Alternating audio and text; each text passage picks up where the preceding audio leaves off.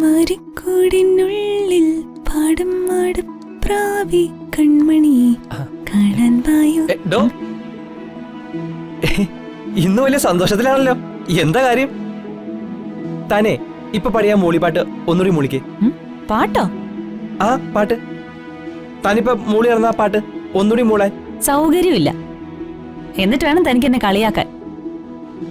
അല്ലെങ്കിൽ തന്നെ സംഗതികളൊന്നും ഇല്ലെങ്കിലും താൻ ഇത്തിരി പാടുന്നൊരു വിചാരം തനിക്കുണ്ട്. താനെന്താ പറഞ്ഞേ? എന്റെ പാട്ടിൽ സംഗതികൾ ഇല്ലെന്നോ? തന്റെ പാട്ടിലൊന്നല്ല, തന്റെ കയ്യിൽ പോലും ഒരു സംഗതികളും ഇല്ല. അയ്യേ, ഈ പെണ്ണിനെന്തൊക്കെയാ പറയുന്നേ? എടോ, തനിക്ക് പുറത്ത് പറയാൻ കൊള്ളാവുന്നൊരു ജോലിയുണ്ടോ? സ്വന്തമായിട്ടൊരു വീടുണ്ടോ? ഒരു കാറോ ബൈക്കോ ഉണ്ടോ? പോട്ടെ, അറ്റ്ലീസ്റ്റ് ഒരു സൈക്കിളെങ്കിലും ഉണ്ടോ? പാസ്പോർട്ടുണ്ടോ? അതെല്ലാം പോട്ടെ, ഒരു ATM കാർഡെങ്കിലും ഉണ്ടോ? ഈ സംഗതികളുടെയൊക്കെ കാര്യമാ ഞാൻ പറഞ്ഞത്. ഓ, അതായിരുന്ന സംഗതി. ഞാൻ വിചാരിച്ചു. വാഷളൻ, താൻ പലതും വിചാരിക്കും, എനിക്കറിയാം. അയ്യോ, തന്നെ പോലുള്ളവരെ കണ്ടാ മതി മാനം പോവും. ഞാൻ പോന്നു. കുട്ടി, ഞാൻ അത്രക്കാരനല്ല. ഓ, ഇന്ന് തനിക്ക് പുതിയ രക്ഷകയൊക്കെ കിട്ടിയല്ലോ, അതിന്റെ അഹങ്കാരമായിരിക്കും ഇത്. ആ, അങ്ങനെയെങ്കിൽ അങ്ങനെ എന്നെ കൂട്ടിക്കോ. ഇയാൾ എന്താ എന്നെ കുറിച്ച് വിചാരിച്ചേ? ഈ ചിന്നുവിന് ഇയാള് മാത്രമേ ഉള്ളൂന്നോ?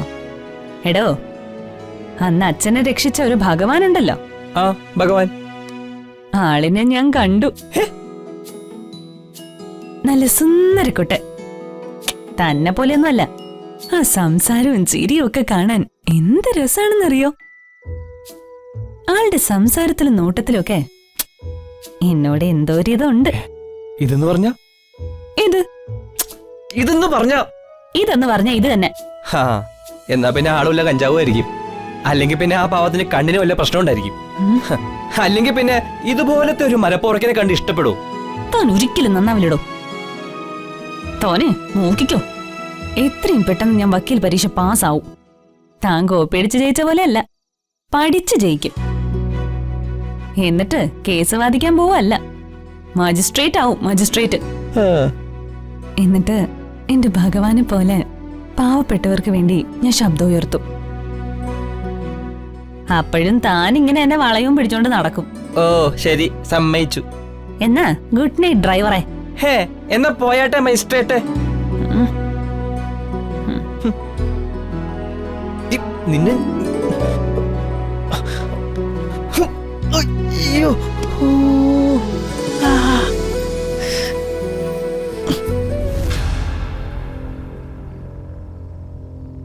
അവിടെ ഒരു വൈദേഹി തമ്പുരാട്ടി എത്തിയിട്ടുണ്ടോ? കൊട്ടാരത്തിലെ ഇളയ തമ്പുരാട്ടി. അത് പറയാനാ ഞാൻ വിളിച്ചത്. സ്വന്തം സഹോദരിയും ഭർത്താവും മരണപ്പെട്ടിട്ടും സംസ്കാര ചടങ്ങിൽ വരെ പങ്കെടുക്കാത്ത ഒരു ഇളയ തമ്പുരാട്ടി എന്ന് പറഞ്ഞ് വന്നാൽ അതിന്റെ പൊരുൾ ലക്ഷ്യം അറിയണം. ശരി ശരി ചേച്ചി.